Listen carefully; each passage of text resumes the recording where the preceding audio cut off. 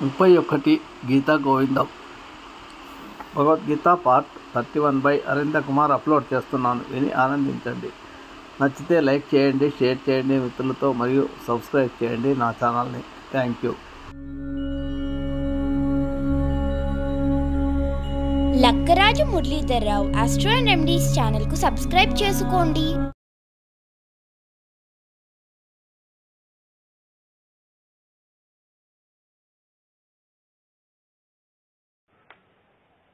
శ్రీ గురుభ్యో నమః. గీతామకరందంలో 31వ రోజు. వ్యాసాయ విష్ణురూపాయ వ్యాసరూపాయ విష్ణవే నమో వై బ్రహ్మనిధయే వాసిష్ఠాయ నమో నమః. ఓం శ్రీ గీతాదేవ్యై నమః. వసుదేవసుతం దేవం కంసచాణూరమర్దనం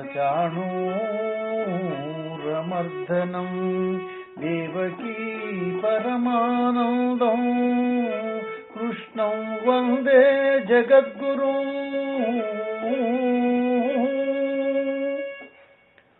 ఓం నమో భగవతే వాసుదేవాయ.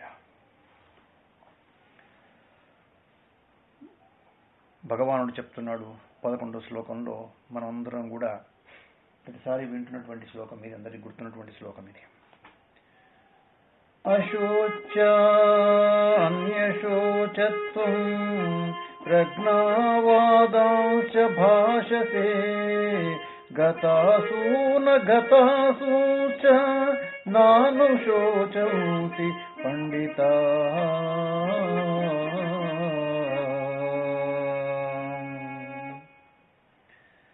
అశోచ్యాన్ అన్యశోచః త్వం ప్రజ్ఞావాదాన్ చ భాషసే గతాసూన్ అగతాసూన్ చ న అనుశోచంతి పండితాః అంటున్నాడు ఇక్కడ. అర్జున, ఏడవకూడని వాళ్ల కోసం ఏడుస్తున్నావు, పండితుల యొక్క వాక్యాలు పలుకుతున్నావు. పండితులు పోయిన వాళ్ళ కోసం ఏడవరయ్యా, వాళ్ళు ఉన్న వాళ్ళ కోసం వాళ్ళు దుఃఖించరు అని చెప్పేసి చెప్తున్నాడు. పండితుల యొక్క లక్షణం మనకు ఇక్కడ స్పష్టంగా కనబడుతుంది. ధర్మం విషయంలో తన మనస్సు మోహంలో చిక్కుకున్నాడని చెప్పి అర్జునుడే చెప్పాడు ముందు. ఎందుకంటే ధర్మ సమ్మూఢ చేతా అన్నాడు ముందే. మోహం అంటే ఉన్నది లేనట్లుగా, లేనది ఉన్నట్లుగా చూడడం.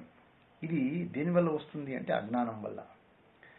అజ్ఞానం ఏదో కాదు, జ్ఞానం లేకపోవడమే అజ్ఞానం. అది ఉన్నది ఉన్నట్లు తెలియడం జ్ఞానం, ఉన్నది ఉన్నట్లు తెలియకపోవడం అజ్ఞానం. ఇంత స్పష్టంగా ఉంది చూడు విషయం మనకు. అజ్ఞాన దశలో లేనిది ఉన్నట్లు తెలిపే ప్రమాదం ఉంది కాబట్టి ఆ ప్రమాదమే అది మోహం. అది కాబట్టి అందరూ కూడా మోహవలయంలోనే పరిభ్రమిస్తూ ఉంటారు. వారిలో అర్జునుడు కూడా ఒకడైపోయాడు. అజ్ఞానే నావృతం జ్ఞానం తేన ముహ్యంతి జంతవః. అజ్ఞానము జ్ఞానాన్ని కప్పేసిందట. అందువల్ల ప్రజలు మోహానికి గురి అవుతున్నారు. తాను ఏమిటో తనకు తెలియదు, ఇది అజ్ఞానం. అజ్ఞాని తాను కాని దాన్ని తాననుకొని మోహానికి లోనవుతూ ఉంటాడు. అజ్ఞాని చేసే పని ఏంటంటే తాను కాని దాన్ని అది తానే అనుకుంటాడు, తానే అనుకొని మోహానికి ఆ విధంగా లోనవుతుంటాడు. ఇది అందరికీ సంబంధించింది కాబట్టి దీన్ని ఏమనొచ్చు అంటే మనం సాధారణ మోహం అనొచ్చు. మనం ఈ మోహంలో పడ్డవాళ్ళు తాను దేహమని భావిస్తూ ఉంటాడు. తన దేహము ఎవరితో సంబంధం కలిగి ఉందో తాను వారికి సంబంధించిన వాడుగా ఉంటాడు. అదేవిధంగా వాళ్ళు తనకు సంబంధించిన వారుగా భావిస్తూ ఉంటాడు. దీనినే భ్రాంతి లేదా మోహము అంటుంటారు. నేను వీళ్లకు సంబంధించిన వాణ్ణి, అలాగే వీళ్ళు నాకు సంబంధించిన వాళ్ళు. ఈ విధమైన మోహం వల్ల తన వాళ్ళు చనిపోతారేమో, ఈ బంధాలు తెగిపోతాయేమో అనేటువంటి భయం చేత మనిషికి దుఃఖం పొరిలి వస్తుందట. ఇప్పుడు అర్జునుడికి అదే జరిగింది విషయం. అది ఆ విషయం దాచుకోకుండా తానే చెప్పేశాడు కూడా. స్వజనులైనటువంటి బంధువులను మేము చంపలేము, స్వజనుల్ని చంపుకొని సుఖపడగలమా అని ప్రశ్నించాడు కూడా. అందుకే భీష్మద్రోణుని ఎలా చంపాలి అని కృష్ణునే నిలదీసి అడుగుతున్నాడు అర్జునుడు. దేహమే తాను అనే మోహం వల్ల కలిగినదే ఈ శోకం. ఇది అందరికీ ఉంది కాబట్టి దీనిని ఏమన్నామంటే సాధారణ మోహం అన్నాం. ఇది కాకుండా అర్జునుడికి ప్రత్యేకంగా మరొక మోహం తాత్కాలికంగా వచ్చి తగులుకుంది. స్వధర్మమైనటువంటి యుద్ధము అధర్మంగా కనిపించింది ఆయనకు. ఇది అసాధారణ మోహం. ఇది ఈ రెండు మోహాలు కుదిపివేయడం వల్ల కౌంతేయుడు కలత చెంది కన్నీళ్లు పెట్టుకున్నాడు. అదే శోకంగా మారిపోయింది. మోహం వల్ల సంభవించింది అది. ఇవే శోకమోహాలు, సంసారానికి బీజాలు. తానెవరో ఏమిటో తెలిస్తే గాని ఈ శోకమోహాల నుండి వీడిపడడం జరగదు. సంసార సాగం నుంచి బయటపడడం సాధ్యం కాదు. దీనికి ఆత్మజ్ఞానమే ఏకైక మార్గం, మరో ఉపాయమే లేదు. కాబట్టి ఆత్మజ్ఞానాన్ని ఉపదేశించడానికి భగవానుడు ఇప్పుడు ప్రస్తుతం పూనుకున్నాడు. ఆయన అశోచ్యాన్ అంటూ అర్జునుడిని ఆత్మజ్ఞానం మార్గంలోనికి మెల్లిమెల్లిగా దించుతున్నాడు స్వామి. యుద్ధ విషయంలో కలిగినటువంటి అసాధారణ మోహాన్ని తొలగించడం శ్రీకృష్ణుడికి నిజానికి పెద్ద సమస్య ఏం కాదు. ఒకవేళ దాన్ని తొలగించినా అలాంటిదే మరొక అసాధారణ మోహం మళ్ళీ ఏర్పడదని చెప్పే అవకాశం లేదు. మళ్ళీ ఏర్పడవచ్చు. సాధారణ మోహం అనేది పూర్తిగా తీసివేయబడితే అసాధారణ మోహాలు అదృశ్యమవుతాయి. కాబట్టి ఆత్మజ్ఞానం, ఆ ఉపదేశం అనేది ఇప్పుడు అనివార్యమైపోయింది భగవంతునికి. ఎవరి కోసం ఈ శోకం? ఉభయసేనల మధ్య దుఃఖిస్తున్నాడు అర్జునుడు. శ్రీకృష్ణుడు చూశాడు. ఏడవకు అర్జునా అని చెప్పలేదు. ఎందుకు ఏడుస్తున్నావని అడగలేదు. ఏడుపు నీకు తగినదేనా అని అడుగుతున్నాడు. చూడండి తేడా ఎంత ఉందో మాట్లాడే తీరులో. దుఃఖింపదగినటువంటి వాళ్ళ కోసమే దుఃఖిస్తున్నావా అని ప్రశ్నిస్తున్నాడు. దుఃఖానికి కారణం ఉందా అని సూటిగా నిలదీస్తున్నాడు. ఇక్కడ శోచ్యాహ అంటే శోచ్యులు. శోచ్యులు అంటే దుఃఖింపదగిన వారు. అలాగే దుఃఖింపతగని వారు కూడా ఉంటారు. వాళ్ళు అశోచ్యాహ అంటే అశోచ్యులు. వాళ్ళు ఈ ప్రపంచంలో ఏవేవో నష్టాలు వాటిలో ఉంటాయి. వాటన్నిటికీ మనం నిజానికి దుఃఖిస్తామా చెప్పండి? అవి మనకు సంబంధించినవి అయితే మాత్రం తప్పక బాధపడతాం. ఈ విధంగా బాధపడదగినవి, బాధపడతగనివి అని రెండు విధాల బాధలు ప్రపంచంలో ఉంటాయి. రెండు రకాల బాధలు స్పష్టమైపోయినాయి. చనిపోయాడండి అని ఎవరైనా కేక వేస్తే అది విన్న వెంటనే మనం ఏడుస్తామా? ఎవరండి చనిపోయిందని ప్రశ్న వేస్తాం. ఆ చనిపోయిన వ్యక్తి ఎవరో అయితే కారణం ఏమిటటా అని అడుగుతాం. అదే ఆ చనిపోయిన వ్యక్తి మనకు సంబంధించిన వాడు అయితే కారణం తెలియకుండానే ఏడుస్తాం. ఇది తగినదేనా అని భగవంతుడు ప్రశ్నిస్తున్నాడు. ఇక్కడ దుఃఖించకు అని శ్రీకృష్ణుడు చెప్పడం లేదు. దుఃఖించడానికి కారణం ఉందా అని అడుగుతున్నాడు. ఏడవకు అని చెప్పినంత మాత్రాన మనుషులు ఏడవకుండా ఉంటారా? ఎప్పటి నుండో ఏడుస్తున్నారు. ఇప్పుడు వద్దంటే ఆపుతారా? ఎవరి ఏడుపు వాళ్ళు ఏడ్చుకోవచ్చు. కాకపోతే ఏడవటానికి కారణం కనిపించడం లేదు అంటున్నాడు గీతాచార్యుడు. ఇక్కడ అర్జున, దుఃఖింపదగని వాళ్ల కొరకు దుఃఖిస్తున్నావు అంటూ శ్రీకృష్ణుడు గీతాబోధను ప్రారంభించాడు. ఇక్కడ భీష్మాదుల కొరకు అర్జునుడు విలపిస్తున్నాడు. భీష్మద్రోణులు కూడా దుఃఖింపతగిన వారు కారు, శోచ్యులు కారు. అశోచ్యులు అనేది అచ్యుతుని యొక్క అభిమతం. అది ఒక వ్యక్తిని గురించి దుఃఖించాలి అంటే ప్రముఖంగా రెండు కారణాలు ఉండాలట. ఒకటి, అతడు దురాచారవంతుడై ఉండాలి, లేదా నశిస్తూ అయినా ఉండాలి. భీష్మద్రోణాదులలో ఈ రెండు కారణాలు కనిపించవట. వాళ్ళిద్దరూ కూడా సదాచారవంతులు, వాళ్ళు సత్ప్రవర్తన కలవాడు, సజ్జనులు. వారు మహానుభావులను అర్జునుడే అన్నాడు కదా. మరి అలాంటి వారి ప్రవర్తనలో దుఃఖానికి అవకాశమే లేదు కదా. ఇక రెండవది, వాళ్ళు నశిస్తారు అని దుఃఖించాలి. ఇది వాస్తవమా? నశించేది ఎవరు? దేహాలు నశిస్తాయి. మానవ దేహం సామాన్యమైనది కాదు, అది ధర్మ సాధనం. అది అందుకే ఇది దుర్లభం. దుర్లభమే అయినా దూరం కాకుండా ఉండలేదు. దుర్లభో మానుషో దేహో దేహినాం క్షణభంగుర. మానవ దేహము దుర్లభమే అయినా అది క్షణభంగురం. క్షణంలో పతనమై పారిపోతుంది. ఎవరి దేహమైనా నిలవదు. అలాగే భీష్మద్రోణుల దేహాలు కూడా నిలవు. అలాంటప్పుడు వారి దేహాల విషయంలో దుఃఖం తగినదేనా అని ప్రశ్న వేస్తున్నాడు భగవంతుడు. ఆ విధంగా ఆ విషయం పక్కకు పెడితే అసలు దేహాలు ఉండడానికి ఆధారమైనది ఏది అంటే ఆత్మ. ఆత్మకు చావు లేదు, అది నిత్యమైనది. ఇంతకీ భీష్ముడు దేహమా ఆత్మ? మనం దుఃఖించేది దేహం కోసమా ఆత్మ కోసమా? దేహం ఎలాగూ నశించేదే కాబట్టి దాన్ని గూర్చి దుఃఖించాల్సిన అవసరం లేదు. ఆత్మ నశించేది కాదు కాబట్టి ఆత్మను గూర్చి శోకించాల్సినటువంటి పని లేదు. ఇక ఎవరి కోసం ఈ దుఃఖం? కాబట్టి భీష్మ ద్రోణాదులు సత్ప్రవర్తన కలవారు కాబట్టి దుఃఖింపతగిన వారు కారు. వాస్తవానికి వారు ఆత్మస్వరూపులే కాబట్టి శోకింపతగిన వారు కారు. ఇక వాళ్ళు ఎలాగూ దేహాలు కారు కనుక అవి నశిస్తాయని దుఃఖించాల్సిన అవసరమే లేదు. ఇక దుఃఖం ఏమిటి? చూడండి ఎంత స్పష్టంగా మనకు వివరిస్తున్నాడు స్వామి ఇక్కడ. ఎవరి కోసం? దుఃఖింపదగని వాళ్ళ కోసం దుఃఖిస్తున్నాడు అర్జునుడు. అర్జునుడే కాదు, అందరం ఆ విధంగా దుఃఖిస్తున్నాం. మనం దేహాలే ఆత్మ అని భావించి ఆవేదన చెందుతున్నాం. ఈ వాస్తవం అర్థమైతే ఎవరూ ఎవరి కొరకు దుఃఖించాల్సిన అవసరం లేనే లేదు. ఇంతకీ ఇక్కడ మనం జాగ్రత్తగా గమనిస్తే ఈ ప్రపంచంలో మనం బతకడానికి ఉన్నామా, బాధపడడానికి ఉన్నామా? ఉన్న మనం ఎంతకాలం ఉంటాం? ఎవరైనా అంతే కదా. చూచేందుకు కళ్ళు ఉన్నాయి, వాలేందుకు రెప్పలు ఉన్నాయి. రెప్పలు వాలితే కళ్ళు మూస్తాం, రెప్పలు లేస్తే కళ్ళు తెరిచి చూస్తాం. ఇంతవరకు ఎన్నిసార్లు కళ్ళు తెరిచాం, ఎన్నిసార్లు కళ్ళు మూసాం? రెప్పపాటు ఆగకుండా తిరుగుతూనే ఉంది. ఒకనాడు ఏదో ఒక్క రెప్పపాటుతో ఆ ఆట కాస్త ఆగిపోతుంది. అది చివరి రెప్పపాటు. దాన్ని ఏమంటామంటే చావు అంటుంటాం మనం.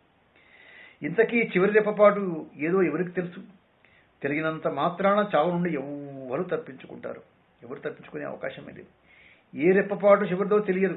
అందుకే జీవితం రెప్పపాటు అంటారు. చూడండి, జీవితానికి ఎన్ని రకాల నిర్వచనాలు మనకు అర్థమవుతున్నాయి ఇక్కడ.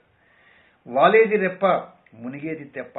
అర్థమైతే ముప్పు తిప్పలు ఎక్కడుంటాయి? ఎవరు ఏడవాలి? ఎవరి కొరకు ఏడవాలి? పోయిన వాళ్ళ కొరకు ఏడవాలి. ఎవరు ఏడవాలి? ఉన్నవాళ్లే ఏడవాలి. మరి ఉన్నవాళ్ళు పోకుండా ఉంటారా? అది పోయేవాళ్లే అయినప్పుడు ఏడ్చి సాధించేది ఏముంటుంది? అందరూ పోయేవాళ్లే అయినప్పుడు మనం కూడా పోయేవాళ్లమే. కాబట్టి ఇతరుల కోసం ఏడవడం కన్నా మన కోసమే మనం ఏడ్చుకుంటే మంచిది కదా. అలాంటప్పుడు ఎంతకాలం ఏడవాలి? పోయే వరకు ఏడుస్తూనే ఉండాలి. ఇక బ్రతుకంతా ఇలా ఏడుపుతూనే సరిపెట్టుకుంటే బ్రతుకులో వేడుక ఎప్పుడు? పోయిన తర్వాతేనా? పోయిన తర్వాత వేడుక ఉంటే ఉండొచ్చు, ఊరేగింపు సాగొచ్చు. దాన్ని చూడడానికి మనం ఎక్కడ ఉంటాం? మనం లేకుండా జరిగేటువంటి మన చివరి ఉత్సవమే కదా చావు. మనం వినకుండా మన ప్రక్కన నడిచేదే కదా చావు మేడం. ఎందుకు వచ్చింది బాధ? చావు బాధ.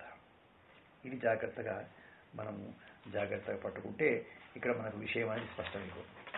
దేహం రాలిపోవడమే మరణమా? అదే నిజమైతే దేహం ఒకేసారి రాలిపోతుందా? చూడండి, శరీరం లోపల రకరకాల మార్పులు, వెంట్రుకలు, పళ్ళు, ఇవన్నీ వెంట్రుకలు ఊడుతూ ఉంటాయి, పళ్ళు రాలుతూ ఉంటాయి, చూపు తగ్గిపోతుంటుంది, కళ్ళు వాలుతూ ఉంటాయి. కాబట్టి ఇవన్నీ శరీరంలో జరిగేటువంటి మార్పులు. ఇవన్నీ జరిగినప్పుడు దుఃఖించినటువంటి మనము చావుకి ఎందుకు భయపడుతున్నాం? మనం మరణ విషయంలో ఎందుకో దుఃఖిస్తున్నాం. మనం గడియారంలో క్షణాల ముళ్ళు తిరిగినప్పుడు పట్టించుకొని మనం గంటల ముళ్ళు తిరిగినప్పుడు ఎందుకు పట్టించుకుంటున్నాం? ఇది జరగకుండానే జరుగుతుందా? దేహంలో ఉన్నవి దేహంగా ఉన్నవి. ఒక్కొక్కటి పోతున్నా పెద్దగా బాధపడని మనము మరణానికే ఎందుకు దారుణంగా బాధపడుతున్నాం? ఎందుకో తెలుసా? మరణం తర్వాత మనిషి యొక్క రూపం ఉండదు కాబట్టి. కళ్ళు దేహానివి అయినా కళ్ళు పోయినా దేహం ఉంటుంది, పళ్ళు దేహానివి అయినా పళ్ళు రాలినా దేహం ఉంటుంది. కానీ దేహం రాలితే ఆ తర్వాత ఏది ఉండదు. అందుకే మరణ బాధ దారుణంగా ఉంటుందని చెప్పేసి స్పష్టమైపోతుంది. కర్మ అంటూ జరిగితే ఫలితం ఉండాలి. ఫలితం లేని కార్యం ఉండదు. అదేవిధంగా కారణం లేని కార్యము ఉండదు. కానీ మరణ బాధకు ఏ ఫలము ఉండదు, కారణము ఉండదు.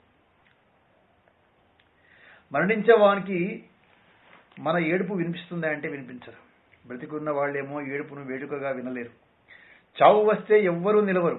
చావు రానప్పుడు పొమ్మన్నా ఎవరు పోలేరు. పోయిన వాళ్ళు పోయారని, ఉన్నవాళ్ళు పోతారని ఏడవటానికి ఏడ్చేవాడు మాత్రం పోకుండా ఉంటాడు. పూర్వము ఒక తప్పు చేసినటువంటి వ్యక్తికి, ఒక దోషికి ఒక రాజుగారు ఒక మరణదండన విధించారట. మరణశిక్షను అమలు చేసేటువంటి రోజు వచ్చింది. దోషిని అప్పుడు ఉరికమ్మ వద్దకు తీసుకుని వచ్చారట. కొంతసేపట్లో ఉరి తీయబోయారట. ఆ సమయంలోనే అక్కడ రాజుగారు అడిగారట, అయ్యా నీ యొక్క చివరి కోరిక ఏంటి అని చెప్పేసి. ఎందుకంటే సాధారణంగా ఆ విధంగా ఉరి తీసే వాళ్ళకి ఏదైనా తినాలనిపించినా, ఏదైనా చూడాలనిపించినా అవన్నీ కూడా పూర్తి చేస్తారట. అది ఒక నియమం, అది ఒక సంప్రదాయం. అది ఆ మరణశిక్షను అనుభవించిపోయేటువంటి దోషి రాజు వైపు చూసి నవ్వుతూ ఒక శ్లోకం చెప్పాడట. మహాప్రభో, భట్టిర్నష్టో భారవిశ్చాపి నష్టః, భిక్షుర్నష్టో భీమసేనోపి నష్టః, భుక్కుండో అహం భూపతి స్వం బతాసి, భ భీ భూ భూ స్వంతక స్వన్విష్టః అని చెప్పాడట. మహాప్రభో, విక్రమార్కుని కాలంలో భట్టి ఉన్నాడు, నీకు తెలుసునే అనుకుంటాను. అతడు ఇప్పుడు లేడు, చనిపోయాడు. భ నష్టః, అది భారవేనే కవి ఉండేవాడు, అతడు మరణించాడు. భా కూడా నష్టమైపోయింది. భిక్షు ఉండేవాడు, అతడు పోయాడు. అర్జునుని అన్నగారి భీమసేనుడు 1000 ఏనుగుల బలం కలవాడని ప్రతీతి, ఆయన కూడా పోయాడు. నన్ను భుక్కుడు అంటారు, ఇక కొన్ని నిమిషాల్లో బయలుదేరుతున్నాను. మంత్రులు, కవులు, బిచ్చగాళ్ళు, మల్లయోధులు అందరూ పోయారు. దోషిని నేను పోతున్నాను. ఇంతవరకు చూసిన దానిని బట్టి యమధర్మరాజు చూడండి, అక్షర పంక్తిలో భ, భా, భి, భీ అంటూ భ గుణింతంలో ప్రవేశించినట్టు తెలుస్తుంది మనకి ఇక్కడ. ఇప్పుడు భూ అంటూ నా వద్దకు వచ్చాడు. విచిత్రం అన్నమాట దీంట్లో. భూ తర్వాత అక్షరము ఇంకోటి తర్వాత ఏమొస్తుంది? భూ అని మనకు తెలియంది కాదు. అంటే నా పని పూర్తి కాగానే నేరుగా సమవర్తి తమ వద్దకే వచ్చేటట్టు. తమ పేరేంటి? భూపతి. కాబట్టి కాస్త అవధానంతో ఉంటారని చెప్తున్నా, అంతే, ఇక నన్ను ఉరి తీసేయండి అన్నాయట దోషి. రాజుగారు వెంబడి రీచి అంటున్నాయట, ఆపండి, అతన్ని ఉరి తీయకండి, తర్వాత చెప్తాను అంటూ అంతఃపురానికి వెళ్ళిపోయినట. ఏం చెప్తాడు? చెప్పేందుకు ఏముందిగా. ఆ రాజుగారి యొక్క అంతర్యంలో అలజడి మొదలైపోయింది. ఎవరు ఉంటారు? పోకుండా ఎవరు ఉంటారు? కలకాలం ఉంటామని భావిస్తారు. ఎంతకాలం ఉంటారు? అల్పకాలమే కదా, స్వల్పకాలమే కదా. అదే కలకాలం. కలగన్నంతసేపు ఉండే కాలం. నేనే ఉండనప్పుడు వాణ్ణి పంపించడం ఎందుకు అని ప్రభు ఆలోచనలో పడి ఉంటాడట. ఈ విధంగా విచిత్రమైనటువంటి విషయాన్ని స్పష్టంగా మన ముందు తీసుకొస్తున్నారు. ఎవరి కోసం దుఃఖించాలి? దుఃఖింపదగిన వాళ్ళు ఎవరు? శోచ్యులెవరు? ఎవ్వరూ లేరు. అందరూ అశోచ్యులే. దుఃఖింపదగని వారి ఈ విషయం చక్కగా తెలిసిన వాళ్ళు పండితులు. పండితులనే విషయానికి ఇక్కడ స్పష్టమైపోయింది మనకు. వారి దృష్టిలో అందరూ కూడా అశోచ్యులే. చావు అనేది సహజం. అది అర్జునుని పరిస్థితే కాస్త తికమకంగా ఉంది. యుద్ధం వల్ల సంభవించే ఉపద్రవాలన్నింటినీ కూడా ఏకరువు పెడుతూ అర్జునుడు అనర్గళంగా ధర్మోపన్యాసం చేశాడు. ఆయన ఒక అధ్యాయం అంతా మాట్లాడిన సరిపోకపోతే రెండో అధ్యాయంలో కూడా 5 శ్లోకాలు ఆయన్ని ఆక్రమించేశాడు అర్జునుడు. అర్జునుడి మాటలేమో పండిత వచనంలాగా ఉన్నాయి. ప్రవర్తన చూస్తేనేమో దుఃఖింపదగని వారి కోసం పామరుని వలె ఏడుస్తున్నాడు. పలుకుల్ని బట్టి పండితుడిని భావించాలా, రోదన విని పామరుడిని నిర్ణయించాలో అర్థం కావడం లేదు. ఇంతకీ పండితుడంటే ఎవరో చెప్తే సరిపోతుందని భావించాడేమో. పండిత పదానికి నిర్వచనం వినిపించాడు వాసుదేవుడు. గతాసూన గతాసూశ్చ నాను శోచంతి పండితా అన్నాడు. అర్జున, చచ్చిన వాళ్ళను గూర్చి బతికిన వాళ్ళను గూర్చి పండితులు దుఃఖించరయ్యా అని చెప్పేసి శ్రీకృష్ణుడు పరమాత్మ చెప్తున్నాడు. పండా అంటే ఆత్మకు సంబంధించిన జ్ఞానం. పండా ఎవరికి ఉంటుందో వాళ్ళనే పండితులు. మనం ఈ పదాన్ని మామూలుగా వాడుతుంటున్నాం. చూడండి పండితులకు ఎంత అర్థం ఉందో. అంటే వాళ్ళు ఆత్మజ్ఞులు. ఆత్మను తెలిసిన వాళ్లే పండితులు. ఈ విధంగా పార్థుని యొక్క పలుకుల్లో పాండిత్య ప్రకర్ష ఉంది. ప్రవర్తనలో పామరత్వం గోచరిస్తుంది. ఆత్మజ్ఞానం కలవారు పండితులు అనేటువంటి బృహదారణ్యక శృతి ఆత్మజ్ఞానం కలవారే పండితులు అని చెప్పి నిర్ణయించింది. కాబట్టి పారమాత్య దృష్టితో చూసినప్పుడు అందరూ కూడా ఆత్మస్వరూపులే. ఆత్మ నిత్యం కాబట్టి అశోచ్యులే, దుఃఖింపదగని వారే. అలాంటి వారి విషయంలో దుఃఖిస్తూ ఉన్నాడు కాబట్టి అర్జునుడు పండితుడు కాడు, ఆత్మవిధుడు కాదు, ఆత్మ అజ్ఞానంలోనే ఉన్నాడు అని నిర్ణయించాలి. అర్జున దుఃఖించగని శ్రీకృష్ణుడు ఎందుకు చెప్పలేదు ఇక్కడ అర్థమైంది మనకు. దుఃఖించవద్దని కృష్ణుడు చెప్పినంత మాత్రాన అర్జునుడు దుఃఖాన్ని ఆపుతాడా? అర్జునుడు దుఃఖాన్ని మానాలి అంటే అతడు పండితుడు కావాలి. మొట్టమొదట ఆయన ఆత్మజ్ఞుడు కావాలి. ఆత్మ ఏమిటో అనాత్మ ఏమిటో తెలియాలి. చావు ఏమిటో చచ్చేది ఎవరో అర్థం కావాలి. అందుకే అశోచ్యాన్ అంటూ ఆత్మజ్ఞానాన్ని బోధిస్తూ గీతోపదేశాన్ని స్వామి ఇక్కడ ఈ 11వ శ్లోకంలో ప్రారంభించాడు. ఆ గోవిందుడు ఆత్మ పుట్టింది కాదు కాబట్టి చావదు. చావు లేని దాని విషయంలో దుఃఖం ఉండదు. ఆత్మ కానిది అనాత్మ, దానికి నిత్యత్వం లేదు. ఆత్మ నిత్యం కాబట్టి ఆత్మ కొరకు దుఃఖింపాల్సిన అవసరం లేదు. అనాత్మ నిత్యం కాదు కాబట్టి దాని కొరకు కూడా దుఃఖింపనవసరం లేదు. ఈ విధమైనటువంటి ఆత్మానాత్మ వివేకం పండితులు దేని కొరకు కూడా దుఃఖించరు. వివేకం లోపించిన కారణంగా పార్థుడు విషణ్ణవదనుడైపోయాడట పూర్తిగా. మంగళం శ్రీ కురుక్షేత్ర రణక్షోణి విహారిణే పార్థసారథి రూపాయ గీతాచార్యాయ మంగళం. సర్వం శ్రీకృష్ణార్పణమస్తు.